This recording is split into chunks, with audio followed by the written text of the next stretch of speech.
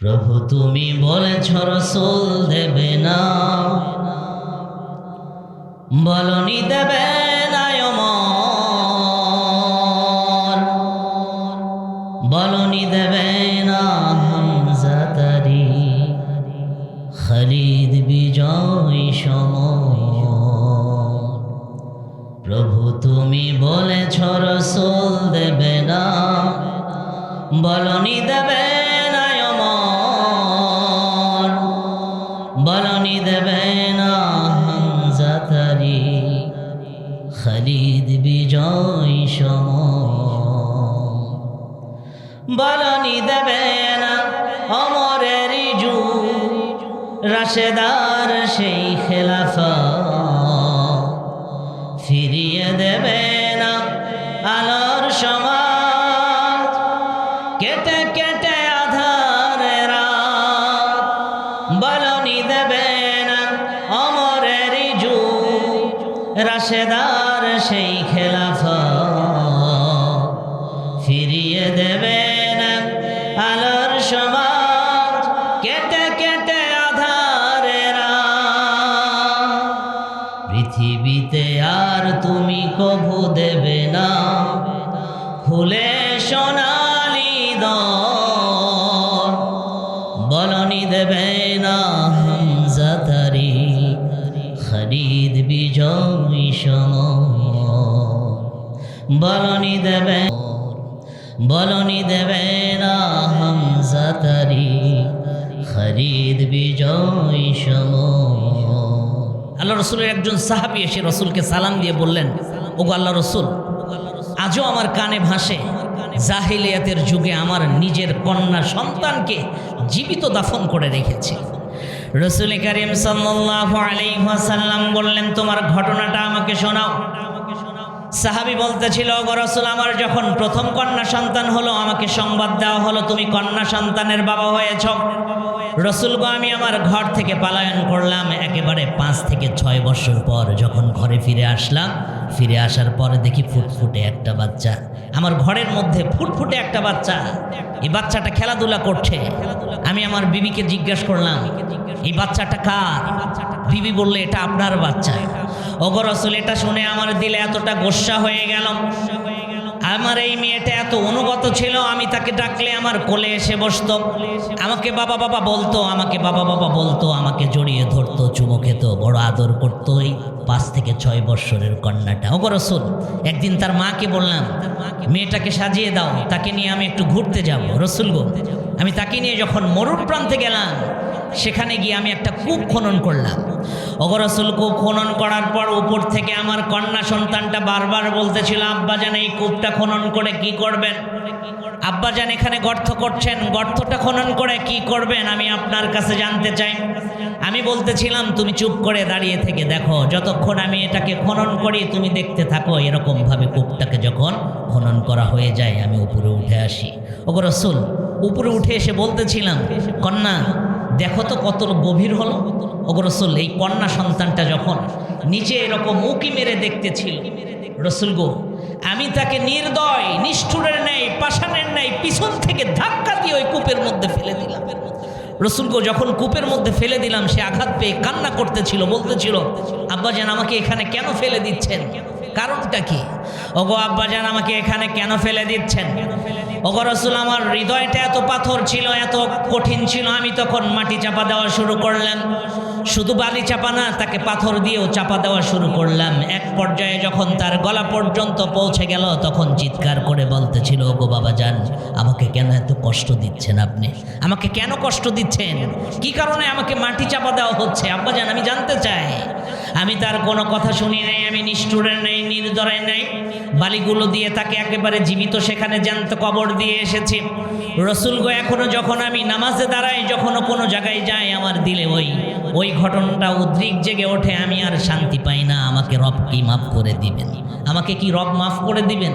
আমার দিলে তো এখনো কষ্ট লাগে। রাসূল বললেন, এটা পরে বলছি, তুমি আবার ঘটনাটা আবার আমাকে শোনাও। সাহাবী আবার শোনালেন। আল্লাহ রাসূল এটি শুনে উনি এত বেশি কাঁদতেছিলেন, হাদিসে এসেছে আল্লাহ রাসূলের দু চোখ বেয়ে বেয়ে দাড়ি মোবারক ভিজে গিয়ে জুব্বা মোবারক পর্যন্ত ভিজে গিয়েছিল। মেয়েদের কতটা নির্যাতন করা হতো, নিজের হাতে কন্যাদেরকে জীবিত দাফন করে রাখত, মাটিতে পুঁতে রাখত। রাসূল সাল্লাল্লাহু আলাইহি ওয়াসাল্লাম কোন এক সাহাবীর বাড়িতে দাওয়াত খেতে গিয়েছেন। আল্লাহ রাসূলের কোন এক সন্তানকে, কোন এক মেয়েকে নিয়ে আল্লাহ রাসূল খেতে বসেছেন। দেখেন মেয়েরা কতটা ঘৃণিত ছিল জাহেলিয়াতের যুগে। রাসূল সাল্লাল্লাহু আলাইহি ওয়াসাল্লাম যখন উরুর উপর বসিয়ে রেখে, বাম উরুর উপর বসিয়ে রেখে নিজের হাতে ওনার মেয়েকে যখন লোকমা উঠিয়ে দিতেছিল, ওই সময় তামিম গোত্রের, বনু তামিম গোত্রের সর্দার কায়েস সে জোরে বলে ফেলল, এই মুহাম্মদ, তোমার কোলের উপর যে মেয়ে সন্তানটা দেখছি এটা কোন জানোয়ারের সন্তান? নাউজুবিল্লাহ বললেন না, আল্লাহ রসুলকে বলছে এটা কোন জানোয়ারের বাচ্চা? রসুল করিম সাল্লাল্লাহু আলাইহি ওয়াসাল্লাম বললেন, এ কায়েস সাবধান হয়ে যাও, শোনো শোনো এমা, এটা আমার আদরের কন্যা, এটা আমার নিজের সন্তান, আমি আমার সন্তানকে ভালোবেসে নিজের হাতে খাবার উঠিয়ে দিচ্ছি। কায়েস বলতেছিল, খোদার কসম করে বলি এরকম অনেক সন্তান নিজের হাতে আমি জীবিত কবর দিয়েছি। নাউজুবিল্লাহ। তাহলে নারীরা কি সম্মান পেত সেই জামানায়? দেখেন এইবার আসেন, ইসলাম এসে রাসূল সাল্লাল্লাহু আলাইহি ওয়াসাল্লাম যখন আসলেন ইসলাম নিয়ে, ইসলাম এসে নারীদের মর্যাদা কেমন বাড়িয়ে দিল। একজন নারী যখন বোন, সংক্ষেপে শেষ করে দেব, একজন নারী যখন বোন, এই বোনের মর্যাদা ইসলাম কিভাবে দিচ্ছে। হুনাইনের যুদ্ধে সাহাবাই কেরাম 4000-এর উপরে বন্দী বানিয়ে নিয়ে এসেছে। হুনাইনের যুদ্ধে বন্দীদেরকে নিয়ে এসে যখন আটকে রাখা হয়েছে, এর মধ্যে থেকে একজন মহিলা ভিড় ভেঙে সামনে এগিয়ে আসতেছিল আর বলতেছিল, এই মুহাম্মাদের সাহাবীরা, যাও যাও মুহাম্মাদকে গিয়ে সুসংবাদ দাও, তার বোন এসেছে ছাইমা, তাকে গিয়ে বলো এই মুহাম্মাদকে কোলে নিয়ে কত চুমু খেতাম, মুহাম্মাদকে বুকের সাথে নিয়ে ঘুমিয়ে যেতাম, বকরি চড়ানোর সময়, দুম্বা চড়ানোর সময় মুহাম্মাদকে পিঠে বেঁধে নিয়ে আমি দুম্বা চড়াতে যেতাম, বকরি চড়ানোর জন্য মুহাম্মাদকে বুকের সাথে জড়িয়ে নিয়ে যেতাম। যাও মুহাম্মাদকে গিয়ে বলো তোমার বোন এই বন্দীদের মধ্যে একজন, আমাকে ছেড়ে দিতে বলো, আমি বাড়িতে চলে যাব। দেখেন ইসলাম বোনের মর্যাদাটা কত দিয়েছে। সাহাবাই কেরাম এসে রসুলকে বললেন, ওগো আল্লাহ রসুল, এই 4000 বন্দির মধ্যে থেকে একজন মহিলা, সে দাবি করছে আপনার আত্মীয় হয়, আবার সে দাবি করে আপনি নাকি তার ভাই হন, সে নাকি আপনার বোন হয়, আবার নাকি আপনার ঠোঁটে চুমু খেয়েছে, আপনার গালে চুমু খেয়েছে, আপনাকে বুকের উপর নিয়ে ঘুমিয়েছে। ওগো রাসূল, এই মেয়েটা আপনার দোহাই দিয়ে সে বাড়িতে যেতে যাচ্ছে। রসুল বললেন, যাও যাও মেয়েটাকে ধরে নিয়ে আসো, আমার সামনে নিয়ে আসো। আল্লাহ রসুল ওই সময় আম্মা জান আয়েশার ঘরে বসে আছেন, ওই সময় ধরে নিয়ে আসা হলো। দেখলেন যে তার দুধ বোন সাইমা, রসুল ওনার বিছানা থেকে উঠে গেলেন এবং দুধ বোন সাইমাকে দেখে আল্লাহ রসুল কেঁদে ফেললেন। কেঁদে ফেলে ইয়ামানি একটা দামি চাদর রসুলের কাঁধে ছিল। আল্লাহ রসুল এই দামি চাদরটা বোনের জন্য বিছিয়ে দিলেন। সাহাবাই কেরামকে বললেন, আমার বোনের জন্য দস্তরখান লাগাও। অথচ ওনার বোন কিন্তু একজন মুশরিকা, রসুলের বিরুদ্ধে যুদ্ধ করার জন্য কিন্তু এসেছে। সাহাবাই কেরামকে বললেন, তাকে দস্তরখান লাগাও, আমার বোনকে খেতে দাও। সাইমা বলতেছিল, মুহাম্মদ তুমি কি আমাকে চিনতে পেরেছ? ওই সময় সাইমা যখন বলতেছিল, মুহাম্মদ তুমি কি আমাকে চিনতে পেরেছ, রসুল কাঁদতে কাঁদতে বলতেছিলেন, কেন চিনব না, আপনি তো সবচাইতে বেশি আদর আমাকে করতেন, বুকের সাথে নিয়ে আপনি ঘুমিয়ে যেতেন, আপনি যেখানে যেতেন আমাকে কোলে করে নিয়ে ঘুরতেন, পিঠে করে নিয়ে ঘুরতেন, কত আদর আমাকে করতেন, আমি কেন আপনাকে চিনব না, আপনি তো আমার সম্মানিতা বোন। ওই সময় বলতেছিল সাইমা, যোগ মুহাম্মদ আমাকে ছেড়ে দাও, আমি আমার পরিবারের কাছে যাব। রসুল বললেন, বোন একটু দাঁড়ান, আপনাকে খাবারের ব্যবস্থা করেছি, আপনি খাবারটা আগে খান। আল্লাহ রসুলের সাহাবী যখন খাবারের ব্যবস্থা করলেন, বোন খেতেছিল। এরপর রসুল বললেন, যাও কিছু উট নিয়ে আসো তার জন্য, কিছু বকরি নিয়ে আসো, কিছু দুম্বা নিয়ে আসো এবং 1000 দিরহাম নিয়ে আসো, টাকা নিয়ে এসে কি সব কিছু তাকে হাদিয়া দিয়ে দাও। এরপর সাহাবাই কেরামের একটা দলকে গঠন করলেন আল্লাহ রসুল, গঠন করে বললেন, হোক সে আমার মুশরিকা বোন, কিন্তু আমার কলিজার টুকরা বোন, সে আমাকে ছোটবেলায় অনেক স্নেহ করত, আদর করত, আমার বোনের যেন পথিমধ্যে কোনো কষ্ট না হয়, তোমরা আমার বোনকে সুন্দরভাবে তার বাড়িতে পৌঁছায় দিও। ইসলাম দেখেন বোনকে কত মর্যাদা দিয়েছে। একজন মুশরিকা বোন রাসূল সাল্লাল্লাহু তার মর্যাদাটাকে কত বেড়ে দিয়েছেন। রাসূলের সাহাবীরা সসম্মানে উট, দুম্বা, বকরি এবং 1000 দিরহাম 1000 টাকা দিয়ে এই সাইমাকে নিয়ে তার ঘরে পৌঁছিয়ে দিয়ে আসে। তাহলে ইসলাম এসে মেয়েদের মর্যাদা বাড়িয়েছে না কমাইছে বলেন তো? ইসলামে যখন একটা নারী কারো কন্যা তার মর্যাদাটা কেমন দেখেন। রাসূল করিম সাল্লাল্লাহু আলাইহি ওয়াসাল্লাম ইসলামে একটা নারী যখন কারো মেয়ে তার মর্যাদাটা কত রাসূল সেটা শিক্ষা দিয়ে গেছেন। আল্লাহ রাসূল করিম সাল্লাল্লাহু আলাইহি ওয়াসাল্লাম একবার মসজিদে নববীতে বসে আছেন। হযরত আলী আর একজন সাহাবী এসে দুইজনে মিলে বিচার দিচ্ছে, ওগো রাসূল, হামজা রাদিয়াল্লাহু তাআলা আনহুর একটা কন্যা, হযরত হামজা তো মারা গেছে, একটা কন্যা সন্তান আছে। আলী বলছে, ওগো রাসূল, ফাতেমা তো তার আত্মীয় লাগে, তাই সুতরাং ফাতেমা হকদার বেশি, এই মেয়েটাকে আমি কন্যা বানাতে চাই, আমি তার বাবা হতে চাই। রাসূলের সামনে অন্য সাহাবী বলতেছিল, এ আমার সবচাইতে কাছের সম্পর্ক, আমার কাছের রক্ত, আমি তাকে নিজের কন্যা বানাতে চাই, নিজের মেয়ে বানাতে চাই। রাসূল বললেন, থানো থানো, তোমাদের মধ্যে হিসাব করা হবে, হিসাব করে তোমরা যে যেত তাকে এই কন্যাটা দেওয়া হবে, শর্ত হচ্ছে তাকে তোমরা মেয়ের মর্যাদা দিবা। সাহাবাই কেরাম দুইজন বসে পড়লেন, সাথে আরো অনেক সাহাবাই কেরাম ছিলেন। হযরত আলীর বংশ পরিচয় নিতে ছিলেন এবং ওই সাহাবীর বংশ পরিচয়, আত্মীয়র পরিচয় নিতে ছিলেন। দেখলেন হযরত আলী এই রক্ত থেকে অনেক দূরে সরে গেছে, যার কারণে রাসূল এই মেয়েটাকে ওই সাহাবীর হাতে তুলে দিয়ে বললেন, যাও, আজ থেকে তাকে মেয়ের মর্যাদা দিবা। এই সাহাবী বলে, যতদিন এই মেয়েটাকে আমি জীবিত অবস্থায় লালিত পালিত করেছি, যতদিন এই মেয়েটাকে আমার ঘরে রেখেছি, বিবাহের আগ পর্যন্ত তাকে সব কিছু দিয়ে আমি লালন পালন করেছি, তাকে কখনো কষ্ট দেই নাই, তাকে কোনো খাবারের কষ্ট দেই নাই, পোশাকের কষ্ট দিই নাই, সব কিছুতে তাকে আমি ভালো রেখেছি। দেখেন ইসলামে কন্যা, একটা মেয়ের যখন কন্যা কারো মেয়ে হয় তার মর্যাদাটা কত বেশি। শুধু তাই নয়, রাসূল তার মেয়ের মর্যাদাটা কত দিয়েছে, হাদিসে এসেছে। আল্লাহ রাসূল যদি কখনো কোনো সফরে যেতেন, সফরে যাওয়ার সময় হযরতে ফাতেমা রাদিয়াল্লাহু তাআলা আনহার কপালে চুমু খেয়ে আল্লাহ রাসূল বাহির হয়ে যেতেন। আবার যখন সাহাবাই কেরামকে নিয়ে মসজিদে নববীতে একত্রিত হতেন, সাহাবাই কেরাম যার যার ঘরে ফিরে যেত, কিন্তু আল্লাহ রাসূল বিবিদের ঘরে যেতেন না।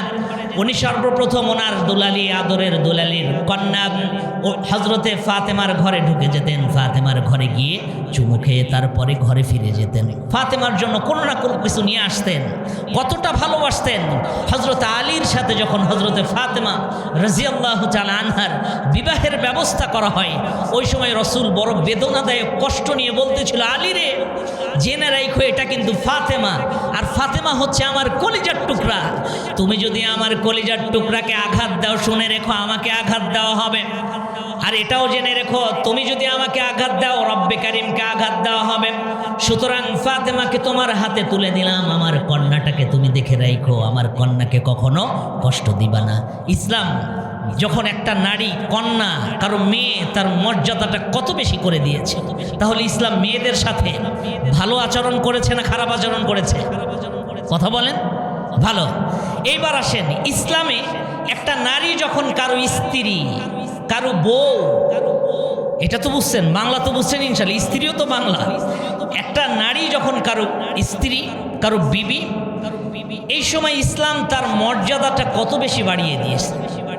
আল্লাহ রাসূল হযরতে খাদিজা রাদিয়াল্লাহু তাআলা আনহা, আম্মাজান খাদিজা যখন মৃত্যুবরণ করেছেন, এতটা ভেঙে পড়েছিলেন, এতটা ভেঙে পড়েছিলেন, সাহাবাই কেরাম প্রত্যেককে এসে আল্লাহ রাসূলকে বুঝাতেন, অথচ আল্লাহ রাসূলকে বুঝানোর কোনো প্রয়োজন ছিল না।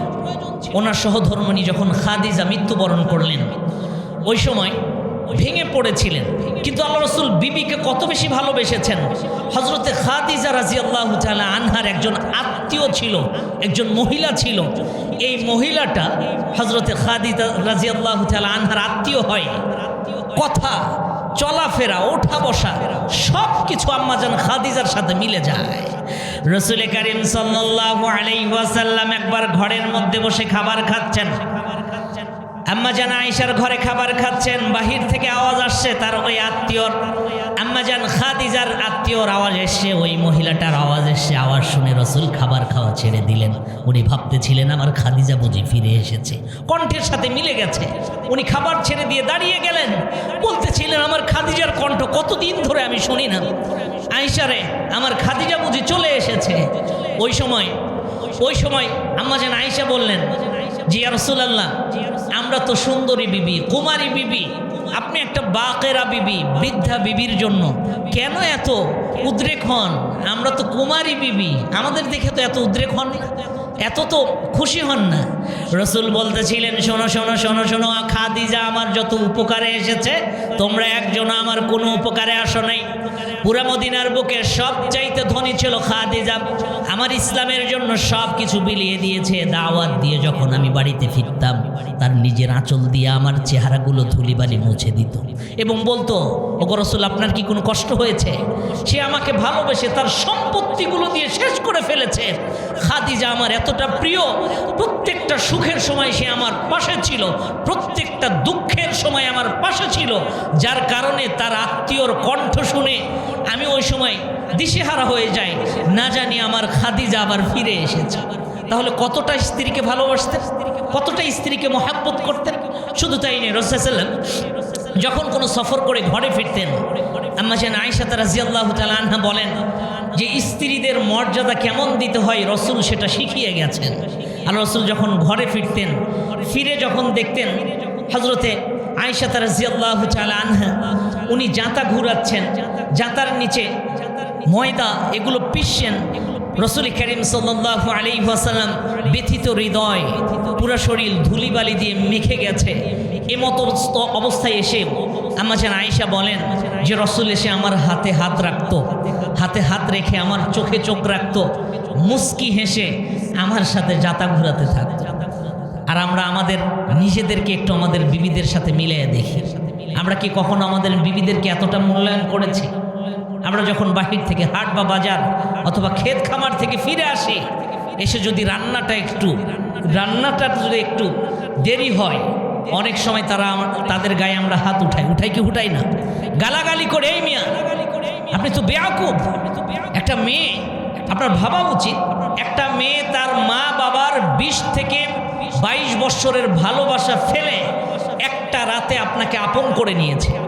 এমন আপন করে নিয়েছে এই মেয়েটা, আপনার খাবার দাবার তৈরি করে দেয়, আপনার কাপড় চোপড় ময়লা হলে সেগুলো ধুয়ে দেয়, আপনার বাচ্চাকে মানুষ করার সমস্ত দায়িত্বগুলো নেয়। কখন কি আপনার নিজের হাতে বাচ্চার পায়খানা পরিষ্কার করে দেখেছেন? বাচ্চার পেশাব পরিষ্কার করে দেখেছেন? রান্না করে নিজের হাতে খেয়েছেন কখনো? কখনোই খান নাই। সবচাইতে বড়, আপনার পুরা পরিবারকে একটা মেয়ে দেখে রাখে, অথচ তার মা বাবার 22 বছর 20 বছরের ভালোবাসা রেখে আপনার কাছে চলে এসে সে আপনাকে আপন করে নিয়েছে, তার সাথে সবচাইতে নির্যাতনের ব্যবহার আপনি দেখান, এটা কখনই শোভা পায় না। রাসূল দেখিয়ে দিলেন একজন স্ত্রীর মর্যাদাটা কত। উনি ঘরে ফিরে এসে দেখেন খুব কষ্ট হচ্ছে আম্মাজান আয়েশার এরকম জাঁতা ঘুরাতে। আল্লাহ রাসূল হাতে হাত রেখে চোখে চোখ রেখে মৃদু হেসে সুন্দর করে জাঁতা ঘুরাতেন, ময়দাগুলো পিষত, রাসূলও হাসতেন, আম্মাজান আয়েশাও হাসতেন। কখনো বিবিদের সাথে আমরা হেসেছি? আপনি বিবিদের সাথে একটু হাসবেন, মুস্কি হাসবেন, এটাও আপনার জন্য সৎকার কারণ হয়ে যাবে। শুধু তাই নয়, বিবিদেরকে যদি একটু মহাব্বত করে চুমু খান, সেটাও আপনার সৎকার হয়ে যাবে। বিবিদের গায়ে একটু স্পর্শ করবেন, এটাও সৎকার কারণ হয়ে যাবে। বিবিদেরকে আপনি বাদাম কিনে এনে দিবেন, এটাও সৎকার কারণ হয়ে যাবে। বিবিদেরকে শাড়ি কিনে এনে দিবেন, এটাও সৎকার কারণ হয়ে যাবে। এক কথায় ভালোবেসে তাদের সাথে যেটা করবেন সেটাই সৎকার কারণ হয়ে যাবে। এটাই সব সময় সৎকার কারণ হয়ে যাবে। আমরা বিবিদের মহাব্বত করতে পারবো না ইনশাআল্লাহ? তাহলে ইসলাম যখন একটা নারী স্ত্রী, তার মর্যাদাটা কত বাড়িয়ে দিয়েছেন। এইবার আসেন, একজন নারী যখন ইসলামের মধ্যে মা, তার মর্যাদাটা ইসলাম কতগুণ বৃদ্ধি করে দিয়েছেন। আল্লাহ রাসূল একবার মসজিদে নববীতে বসে আছেন, একজন সাহাবী এসে আল্লাহ রাসূলকে প্রশ্ন করছেন, ইয়া রাসূলুল্লাহ, নাহনু আহাক্কু বিহুসনি সাহাবাতি। ওগো আল্লাহ রাসূল, আমার সবচাইতে বেশি ভালোবাসা পাওয়ার হকদার কে? রাসূল বললেন, উম্মুকা, তোমার মা। সাহাবী আবার পড়লেন, এরপর কে? রসুল বললেন সুম্মামান, রসুল বললেন উম্মুকা তোমার মা। সাহাবী বললেন সুম্মামান, এরপর কে? রসুল তৃতীয়বার বললেন তোমার মা তোমার সম্মান পাওয়ার সবচাইতে বেশি হকদার। কয়বার বললেন বলেন তো? 3 বার। তাহলে ইসলাম একটা নারী যখন মা তার মর্যাদাটা কয়বার বাড়িয়ে দিয়েছে? 3 বার। এইবার সাহাবী বলছি ইয়া রাসূলুল্লাহ সুম্মামান, চতুর্থবার। ওগো রাসূল এরপর কাকে মর্যাদা দান করব, কাকে ভালোবাসা দিব, কাকে দিলের মধ্যে জায়গা করে নিব? রসুল বললেন আবুকা, তুমি তোমার বাপকে চতুর্থবার প্রাধান্য দিবা, তোমার মাকে 3 বার প্রাধান্য দিবা, এরপর তোমার বাবাকে চতুর্থবারে রাখবা। তোমার বাবা তোমার মায়ের চেয়ে কষ্ট কম করেছে। বাবারা মায়ের চেয়ে কষ্ট কম করে, করে কি করে না? আমার আপনার মায়েরা আমার আপনার জন্য যত বেশি কষ্ট করেছে, এত কি কষ্ট বাবারা কখনো করতে পারে? করতে পারে? কখনই করতে পারে না। মারা সবচাইতে বেশি ভালোবাসে এবং কষ্ট আমাদেরকে দেয়। আমার লাইগা কাঁদেলে মা গো, আমার লাইগা কাঁদেলে মা গো সারাটি জনম, কোথায় গেলে পাব আমি এমন আপনজন, কোথায় গেলে পাব আমি এমন আপনজন। কত রাত ঘুমাওনি মা গর্বে যখন আমি, কত কষ্ট করেছ জানে অন্তর জামি, চে আমার মুখের পানে মা দরদি মা গো, চে আমার মুখের পানে, চে আমার মুখের পানে জুড়াইতি 2 নয়ন, কোথায় গেলে পাব আমি এমন আপনজন, কোথায় গেলে পাব আমি এমন আপনজন। আচল বিছায়া মাগো কহিতা কান্দিয়া, আমার বুকের মানি কাল্লা রাখো গো বাছায়া। আচল বিছায়া মাগো কহিতা কান্দিয়া,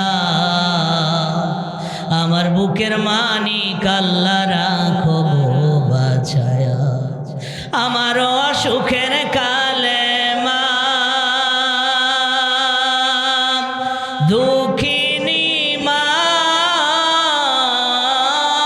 গো, আমার অসুখের কালে, আমার অসুখের কালে ভাষাইতি 2 নয়ন, কোথায় গেলে পাব আমি এমন আপনজন, কোথায় গেলে পাব আমি এমন আপনজন। ঠিক না? এরকমটা হয় না? আমরা যখন বাহির থেকে যাই, এই যে মাহফিল করে অনেক সময় আমরা যখন বাড়িতে যাই, বাড়িতে গিয়ে যখন ডাকি অথবা আমাদের গেটগুলোতে যখন নক করি, টোকা দেই, আমার বিবির থেকে আমি নিজে পরীক্ষা করে দেখেছি আমার মা সবচাইতে বেশি আগে এসে খুলে দিয়েছে, অনেকবার খুলে দিয়েছে। এটা হচ্ছে মার হৃদয় জেগে থাকে, না জানি সন্তান কখন ঘরে ফিরবে। সন্তানের জন্য মার চোখে ঘুম হয় না। সুতরাং আমাদের মাগুলো আমাদের জন্য সবচাইতে বেশি কষ্ট করেছেন, যার কারণে রসুল বলেছেন তোমার মাকে মূল্যায়ন করো, তোমার মাকে মূল্যায়ন করো, তোমার মাকে মূল্যায়ন করো। চতুর্থবার রসুল বলেছেন তোমার বাবাকে শ্রদ্ধা করো, তোমার বাবাকে মূল্যায়ন করো। মাকে সবচাইতে বেশি মর্যাদা দিয়েছেন ইসলামের মধ্যে, ঠিক কি না? এরকমটা হয়নি? একবার আবু বকর রাদিয়াল্লাহু তাআলা আনহু, একবার আবু বকর, আমি শেষ করে দেব এখনই। একবার আবু বকর রাদিয়াল্লাহু তাআলা আনহু উনি দৌড়িয়ে রসুলের দরবারে চলে আসলেন। রসুলের দরবারে এসে আল্লাহ রসুলকে প্রশ্ন করলেন, ইয়া রাসূলুল্লাহ, মক্কা থেকে সফর করে আমার মা মদিনায় এসেছে, আফা আসিল উম্মি, ওগো আল্লাহ রসুল, আমি কি আমার মায়ের সাথে সাক্ষাৎ করতে পারি? আমি কি আমার মাকে মোহাব্বত করতে পারি? রসুল বললেন, সিল্লি উম্মাকি, ওগো আবু বকর, তুমি তোমার মাকে মোহাব্বত করো, তার সাথে ভালো ব্যবহার দেখাও। তুমি তোমার মার সাথে সুন্দর কথা বলো, তাকে আদর আপ্যায়ন করো, তাকে সুন্দরভাবে আদর আপ্যায়ন করতে থাকো। রসুল করিম সাল্লাল্লাহু আলাইহি ওয়াসাল্লামের দরবার থেকে আবু বকর দৌড়িয়ে গেলেন, গিয়ে তার মাকে সম্মান করলেন, শ্রদ্ধা করলেন, ভালো জায়গায় বসতে দিলেন, ভালো খেতে দিলেন। তাহলে ইসলাম এর মধ্যে যখন একজন নারী মা, তার মর্যাদা কম দিয়েছে না বেশি দিয়েছে বলেন? এখন আসেন, ইসলামের মধ্যে যে নারীগুলো দিনদার এবং পরহেজগার, তাদের জন্য কতটা মর্যাদা। পাকিস্তানের একটা মেয়ের ঘটনা আপনাদের সামনে তুলেই আমি শেষ করার চেষ্টা করব ইনশাআল্লাহুল আজিজ। পাকিস্তানি একটা মেয়ে, আমি পাকিস্তানি এক চাচার জবান থেকে নিজে শুনেছি, আমি নিজে শুনেছি। এই চাচাটা বলে যে এক মাদ্রাসার ছাত্রী, এই মাদ্রাসার ছাত্রীকে যখন বিবাহের বয়স হয়ে গেছে, মা বাবা তার বিবাহের জন্য পাত্র খোঁজা শুরু করেছে।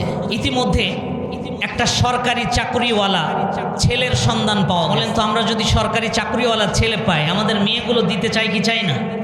এমন হয় যে আমরা মোটর সাইকেল ছেলেকে দেই, পারলে আমরা মাইক্রোকুনে দিয়েও হলে আমাদের ছেলেকে সরকারি চাকরিওয়ালার সাথে বিবাহ দেই কি দেই না? আমরা একটিবারও দেখি না এই ছেলেটা গাঞ্জাখোর, নেশাখোর, মদ খায়, মেয়েবাজি করে না, তার দুশ্চরিত্র, এটা কখনোই আমরা একটু গবেষণা করে দেখি না। তার সাইনবোর্ড দেখি সে সরকারি চাকরি করে। আমার ওই চাচা যান বলতেছিল, শোনো শোনো, আমার মহল্লায় একজন দিনদার মাদ্রাসার মেয়ে ছিল, তার মা বাবা সরকারি চাকরিওয়ালা দেখে একটা ছেলের সাথে বিবাহ দিয়েছে। প্রায় 5 বছর হয়ে যায়, কিন্তু সন্তান হয় না। এমতো অবস্থায় তার মেয়েটার মৃত্যু হয়ে যায়। তার মা একবার তাহাজ্জুদের নামাজ পড়ে ঘুমিয়ে গেছে, ঘুমের ঘরে দেখে জান্নাতের মধ্যে এই মাদ্রাসার ছাত্রীটা ঘোরাফেরা করছে। সুবহানাল্লাহ বলবেন না? মা তাকে প্রশ্ন করতে বাধ্য হয়েছে, মা রে, কোন আমলের কারণে বা কি কারণে রব তোমাকে জান্নাতে এত মর্যাদা দিয়েছে? মেয়েটা বলতেছিল, আম্মাজান, দুনিয়ার বুকে আপনি একটা ছেলের সাথে আমাকে বিবাহ দিয়েছিলেন। আম্মাজান, সরকারি চাকরি পেয়ে আপনারা পাগল হয়ে ছেলেটার হাতে তুলে দিয়েছিলেন। কখনোই তার খোঁজ নেন নাই ছেলেটা পুরুষ না কাপুরুষ, এটা কখনো দেখেন নাই। ছেলেটা পুরুষত্ব আছে না পুরুষত্ব নাই, এটা কখনো দেখেন নাই। আম্মাজান, এই ছেলে কখনো আমার কাছেও যেতে পারে নাই। প্রথম রাত থেকে 5 বছর আমার কাছে যেতে পারে নাই, আমার সাথে মিলন ঘটাতে পারে নাই। আম্মাজান, আমি নিজেকে ধৈর্য ধারণ করাইছি, নিজেকে সাবধান করাইছি। করানোর পর ধৈর্য ধারণ করার কারণে, আমার স্বামীর মর্যাদাকে রক্ষা করার কারণে, আমার স্বামী যে কাপুরুষ এটা কখনই আমি কাউকে প্রকাশ করি নাই। আম্মাজান, এটার উপর আমি ধৈর্য ধারণ করে স্বামীর মর্যাদাকে আমি রক্ষা করেছি। আম্মাজান, এই স্বামীর মর্যাদা রক্ষা করার কারণে রব্বে কারীম আমাকে মর্যাদা দিয়েছেন এত বেশি। জান্নাতের মধ্যে অনেকগুলো হুর দিয়ে আমার সেবা যত্ন করা হচ্ছে। সুবহানাল্লাহ। তাহলে বোঝেন, এই মেয়েটার মধ্যে দিন ছিল বিধায় তার স্বামী কাপুরুষ ছিল, যার কারণে তার স্বামীর এই দোষটা সে কিন্তু বলে নাই। কারণ একটাই, তার মধ্যে কোরআনের জ্ঞান ছিল, ঠিক কি না? আজকে আমাদের সমাজে জেনা কেন বেড়ে গেছে? মেয়েরা জানে না জেনা কত বড় গুনাহ। বেপরদায় কেন চলছে? মেয়েরা জানে না বেপরদায় চলা কত বড় গুনাহ। ফাহেসা কথা বলে স্বামীকে সম্বোধন করে গালাগালি করছে। মেয়েরা জানে না স্বামীর মর্যাদাটা কত বেশি। এগুলো জানতে হলে আমাদের কোথায় আসতে হবে? মেয়েদেরকে কোথায় দিতে হবে? এই যে খাতুনে জান্নাত হযরতে ফাতেমা রাদিয়াল্লাহু তাআলা আনহা বালিকা হাফিজিয়া মাদ্রাসায় আপনি আপনার মেয়েটাকে যদি ভর্তি করে দেন, ইনশাআল্লাহুল আজিজ, আপনার মেয়ে কখনো জেনার সাথে জড়িত হবে না। কথা দিচ্ছি, কোরআন কখনো মানুষকে অসাধু বানায় না, সাধু বানায়। কথা দিচ্ছি, আপনার মেয়ে কখনো স্বামীর বাড়ির থেকে আপনার মেয়ের জন্য একটা নালিশও আসবে না। কথা দিচ্ছি, আপনার মেয়েকে যদি মাদ্রাসায় দেন, আপনার মেয়ে তার শ্বশুরালয় সকলের সেবা শুশ্রূষা করবে। কখনোই আপনার মেয়ে অশ্লীল কাজের সাথে জড়িত হবে না। এটাই হচ্ছে কোরআনের বারাকা। আমরা সকলে এই মাদ্রাসায় আমাদের বাচ্চাগুলো দিতে পারবো তো ইনশাআল্লাহ? আল্লাহ পাক রব্বুল আলামিন আমাদের প্রত্যেককে এই মাদ্রাসার সাথে লেগে থাকার তৌফিক দান করেন।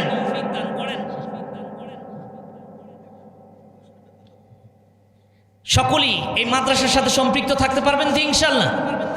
এই মাদ্রাসা কিসের মাদ্রাসা বলেন? এটা কোরআনের মাদ্রাসা। হাকিমুল উম্মাহ আশরাফ আলী থানবীর ছোট্ট একটা ঘটনা বলে শেষ করে দিই। এই কোরআনের প্রতিষ্ঠানের সাথে থাকলে আমাদের জন্য কি উপকার।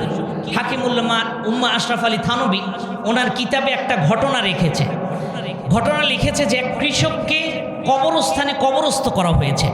এক আল্লাহর ওলি ওখান দিয়ে আসতে দেখে এক কবরের উপর রব্বে কারীমের নূরের আলো সরাসরি পড়ছে। সুবহানাল্লাহ বললেন না? সরাসরি পড়ছে। আল্লাহর ওলি সেখানে মাগরিবের নামাজ আদায় করলেন, সেখানেই থেমে গেলেন। এশার নামাজ আদায় করলেন, সেখানেই থেমে গেলেন। ফজর নামাজ আদায় করে গ্রামের ভিতর ঢুকে গেলেন। গ্রামের ভিতর ঢুকে গিয়ে কবরটার খোঁজ নিচ্ছে, এই কবরওয়ালাকে যে কবরের উপর সরাসরি নূরের আলো পড়ছে। খুঁজতে খুঁজতে একজন মহিলার সন্ধান পায়। মহিলাটা ওই কবরের ব্যক্তির মেয়ে, তাকে জিজ্ঞাসা করে, মা তোমার বাবা কি আমল করত? মেয়েটা বলতেছিল, আমার বাবা সেরকম কোনো শিক্ষিত লোক ছিল না, আমার বাবা ছিল একজন কৃষক, উনি 5 ওয়াক্ত নামাজ পড়তেন, মাঠে আজান দিলে মাঠেই নামাজ পড়তেন, বাড়িতে এসে মাগরিবের নামাজ এবং এশার নামাজ, ফজরের নামাজ জামাতের সাথে মসজিদে পড়তেন। বাবার একটা আমল আমি দেখেছি, ওই যে তাকে কোরআন রাখা আছে, আমার বাবা কোরআন পড়া জানতো না, এই কোরআনটা বের করে শুধু পৃষ্ঠাগুলো এরকম বের করতো আর কাঁদতো আর বলতো, রব আমি তো কোরআন পড়তে জানি না, ওগো রব্বে কাবা আমার মা বাবা আমাকে কোরআন শিক্ষা দেয়নি, কিন্তু আপনার কালামুল্লাহ আমি দুহাত ভরে দেখছি, আমার চক্ষু দিয়ে আপনার কালামুল্লাহগুলোকে দেখছি, ওগো রব্বে কাবা আপনার কালামুল্লাহকে আমি বড় ভালোবাসি, প্রত্যেক দিন এটা না দেখলে আমার ঘুম হয় না। আমার বাবা এরকম করতো, দীর্ঘক্ষণ করার পর, কান্নাকাটি করার পর এই কোরআনটাকে বুকে এইভাবে জড়িয়ে নিত, এরপর চুমু খেত, এরপর ওই তাকে রেখে দিত। আল্লাহর ওলি বলেন, তোমার বাবা এই মর্যাদাটা এই জন্যই পেয়েছে, সে কোরআনকে শুধু মোহাব্বত করার কারণে রব্বে কারীম সরাসরি তার নূরের আলো তার কবরের মধ্যে দিয়েছে। এই জন্য এই প্রতিষ্ঠানের সাথে আর্থিকভাবে আমরা জ্ঞান দিয়ে, আমরা আমাদের ছাত্রীদেরকে দিয়ে বিভিন্ন রকমের সহযোগিতা করে এই কোরআনের সাথে থাকতে রাজি আছি তো ইনশাআল্লাহ। রাসূলের হাদিসে এসেছে, কুন আলিমান আও মুতাআল্লিমান আও মুহিব্বান ওয়ালা তাকুনিল খামিসাতা, হয় আলেম হও, না হয় তালিবে ইলম হও, না হয় শিখানেওয়ালা হও, না হয় কোরআনওয়ালাদেরকে ভালোবাসো, কোরআনের প্রতিষ্ঠানকে ভালোবাসো। ৫ম নাম্বার হয়েও না, কোরআনওয়ালাদের বিদ্বেষ করো না, কোরআনওয়ালাদের শত্রু হয়েও না, রব তোমাদেরকে ধ্বংস করে দিবেন। তাহলে আমরা কোরআনওয়ালাদের সাথে শত্রুতা পোষণ করব না বন্ধুত্ব পোষণ করব? আল্লাহ পাক রব্বুল আলামিন আমরা যতদিন বেঁচে থাকি কোরআনের সাথে সুসম্পর্ক রাখার তৌফিক দান করেন। সকলে বলেন আমিন। আসসালামু আলাইকুম ওয়া রাহমাতুল্লাহি ওয়া বারাকাতুহু।